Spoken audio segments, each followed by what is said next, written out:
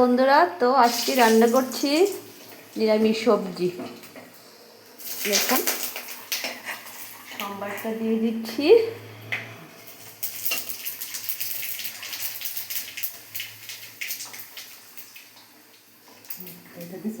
তার মধ্যে একটু দেব মুসুরি ডাল। একটু ভাজা ভাজা হলে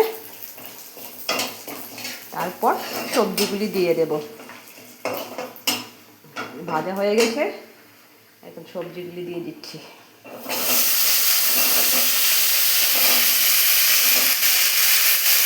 তো এখানে অনেক রকমের সবজি আছে,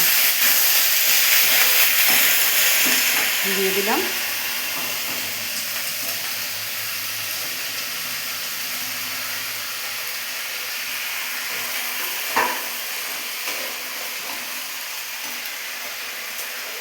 তার মধ্যে দেব একটু লবণ,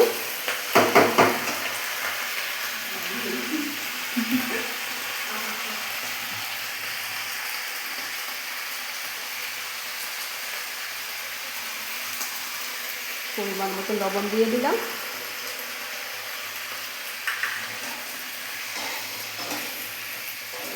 লবণটা দিয়ে নেড়ে ছেড়ে একটু ঢাকা দিয়ে দেব। তারপরে একটু ভাজা ভাজা হলে জল দেব, তারপরে নামিয়ে নেব। নামিয়ে ধনেপাতা দিয়ে দেব। তো দেখছি,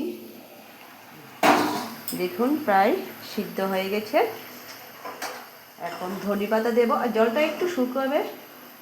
সবজিটা একটু লাল হয়ে গেছে, কারণ ওর মধ্যে আমি বিটরুট দিয়েছি, তার জন্য সবজিটা একটু লাল লাল হয়ে গেল। জলটা একটু শুকিয়ে গেলে তারপর ধনেপাতা দিয়ে নামিয়ে নেব। আমার রেসিপি যদি ভালো লাগে তাহলে আপনারা লাইক, শেয়ার, কমেন্ট করবেন। বাই।